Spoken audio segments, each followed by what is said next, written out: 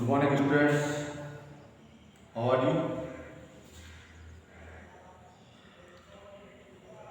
Open your English grammar book, lesson 4, page 20. देखिए, third तक का आपका कंप्लीट हो चुका है। इंग्लिश ग्रामर में लेसन थर्ड आपका कंप्लीट हो चुका है। लेसन 4 आपको देखिए, लेसन 4 पेज 20।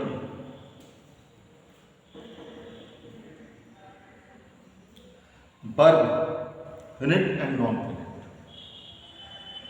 वर्ब, अब वर्ब किसे कहते हैं? तो action word is called verb. हम जो क्रियाएं करते हैं वो सब क्या होती हैं? वर्ब। जैसे खाना, पीना, हंसना, रोना, आना जाना, चलना, कूदना, ये सब क्या है? वर्ब, एक्शन है। इसलिए एक्शन वर्ड का वर्ब। जितने क्रिया वाले शब्द होते हैं वो वर्ब।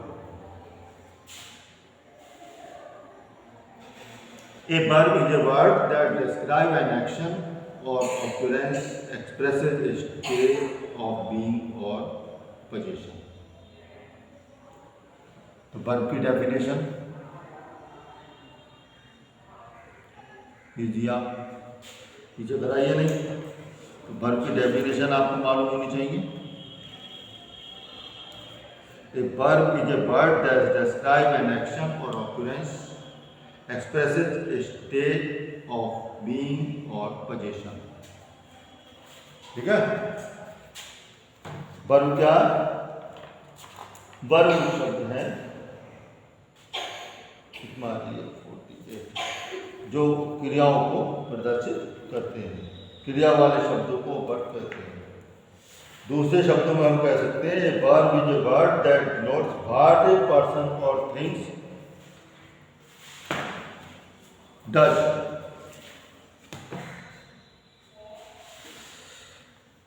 हम ये भी कह सकते हैं वर्ब की डेफिनेशन में, verb is a word that denotes what a person or thing does or possesses. Without a verb we can not make a sentence. बिना वर्ब के हम सेंटेंस नहीं, वाक्य नहीं बना सकते।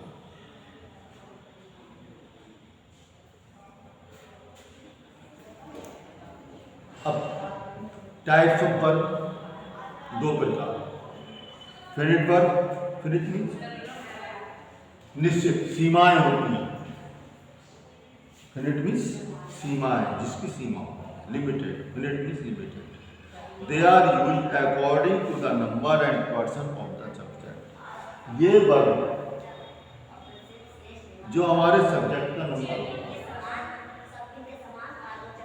सिंगुलर है, प्लूरल है, उसके हिसाब से यूज होता है। A verb that change its form according to the change of tense. और एक वर्ब की अवस्थाएं, वर्ब की फॉर्म उस टेंस के अकॉर्डिंग ही चेंज होती रहती है, बदलती रहती है। जैसे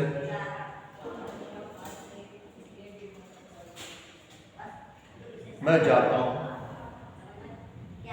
मैं गया, मैं जा रहा हूं, मैं जाता हूं, मैं जा रहा हूं, मैं गया। पहले में क्या जाता हूं, आदत है, हैबिचुअल, प्रेजेंट टेंस। जा रहा हूं, प्रेजेंट कंटीन्यूअस, काम जारी है। गया, परफेक्ट, काम हो गया, खत्म हो गया, फिनिश। तो finite means limited. They are used according to the number and person of the subject. A verb that changes its form according to the change of tense. For example, he breaks the rule. वह नियम तोड़ता है। He breaks the rule. वो नियम तोड़ता है, नियमों को पालन करता है। He broke the rule. उसने नियम तोड़ा, उसने नियम तोड़ा। तोड़ता है और तोड़ा, इसमें दोनों में डिफरेंस है। The verb in the above sentence breaks and broke are finite। इनकी सीमा है finite words. Kinds of finite words, तो kinds of finite words there are 4 types of finite words. 4 प्रकार के फिनिट वर्ड्स होते हैं। Transitive, intransitive, auxiliary and linking. Transitive, intransitive, auxiliary और linking. अब ट्रांजिटिव वर्ब होते हैं। ट्रांजिटिव वर्ब होते हैं जिसमें डायरेक्ट ऑब्जेक्ट होता है। These verbs have a direct object. In verb से साथ ऑब्जेक्ट जुड़ा हुआ होता है। The boy hits the boy, boy hits the boy, लड़का गेंद को हिट करता है। कौन करता है? बॉय। ऑब्जेक्ट जुड़ा हुआ है। ऑब्जेक्ट क्या है? The boy. वर्ब क्या है? हिट। लेकिन ऑब्जेक्ट जुड़ा हुआ है बॉल। किसे हिट करता है? बॉल को। तो इसलिए ये ट्रांजिटिव। जब ऑब्जेक्ट जुड़ा हुआ है वर्ब के साथ वह transitive. Intransitive, intransitive verb these verbs do not have a direct object. In sentence में वर्ब के साथ डायरेक्ट ऑब्जेक्ट होना नहीं होता है।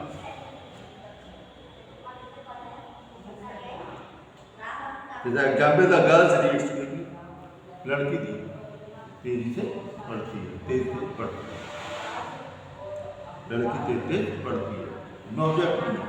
ऑब्जेक्ट होता, बुक होता, पोएम होती, स्टोरी होती, वो ऑब्जेक्ट होता।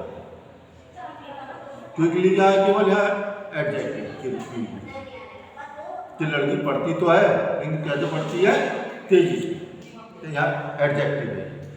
इंट्रांजिटिव जो जिनमें ऑब्जेक्ट नहीं होता वो intransitive. Auxiliary verb, these verbs help main verbs to sentence. ये वर्ब जो होती है मेन वर्ब की सहायता करती है। She is doing her work, she is doing वह कर रही है। क्या कर रही है? तो हर वर्क अपना काम कर रही है। क्या कर रही है? अपना। All must tell the truth, हम सभी को सच बोलना चाहिए। इज डूइंग मस्ट है, तो ये क्या है? हेल्प। तो these verbs help main verbs to sentence. इन्हें कहते हैं ऑक्सिलरी। हेल्पिंग वर्ब सहायक वर्ब, सहायक। लिंकिंग वर्ब्स जिसमें ऑब्जेक्ट नहीं होता डायरेक्ट।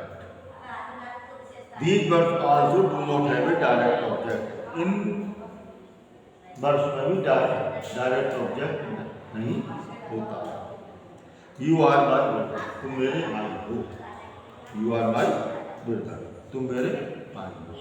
ऑब्जेक्ट नहीं है। नॉन फिनिट, इसके बाद आता सेकंड आता non finite verb. A non finite verb does not have any tense. It is not bounded by the number and person of the subject. It may be used as subject और object of the sentence. A non finite verb जो होते हैं sentence इसकी कोई वो नहीं है tense की आवश्यकता। It is not bounded by the number, without tense नहीं होता। इन्हें संख्याओं के द्वारा, पर्सन्स के द्वारा नहीं बांधा जाता। It may be use as subject, ये सब्जेक्ट के रूप में भी यूज हो जाते हैं और ऑब्जेक्ट के रूप में। इसके 3 प्रकार हैं, इन्फिनेटिव, जीरंड और इन्फिनेटिव। क्या है? The infinitive is a verb that is used with to. Infinitive वो वर्ब है जो टू के साथ यूज होती है। The infinitive does not change with the subject or person. और इन्फिनेटिव सब्जेक्ट का पर्सन के साथ चेंज नहीं होता। To go, to take, to write etcetera, ये क्या है? इन्फिनेटिव। वो वर्ब है जिनके साथ टू यूज होता है। 2 प्रकार की होती है, सिंपल और gerundial. Simple and gerundial. Simple में क्या? When the infinitive works as a noun in a sentence. यदि इन्फिनेटिव वर्ब ऐसे काम करता नाउन के रूप में। यदि इन्फिनेटिव नाउन के रूप में किसी वाक्य में, is called a simple infinitive. Two is not use, यहाँ पर टू यूज नहीं होता। For example I help him listening music, मैंने उस I have help him listening music और लेट हर डांस, मैंने उसकी सहायता की संगीत सुनने में, और चलो डांस करें। तो इसमें टू यूज नहीं होता। जब इन्फिनेटिव जो है नाउन के रूप में यूज होता है।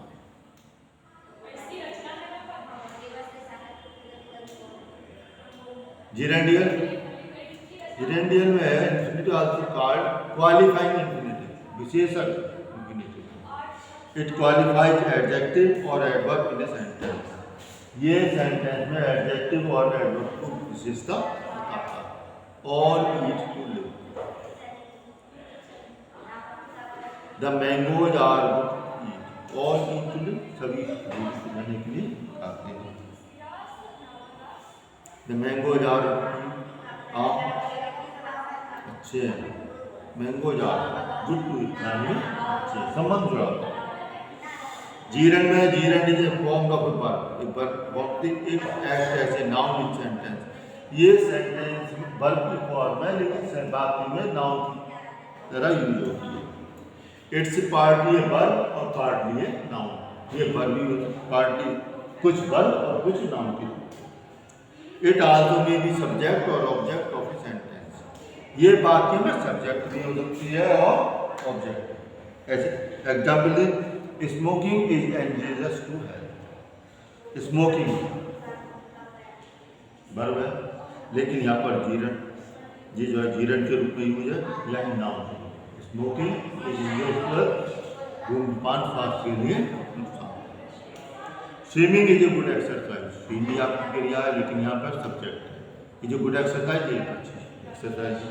तो इस प्रकार वर्ब जहाँ सब्जेक्ट के रूप में का उसे कहते हैं जीरन, नाउन के रूप में, पार्टली नाउन पार्टली पार्टिसिपल। 3 प्रकार के पार्टिसिपल हैं। प्रेजेंट पार्टिसिपल, इसमें कार्य का जारी होना प्रदर्शित होता है। पास्ट पार्टिसिपल, इसमें काम का समाप्त होना प्रदर्शित होता है।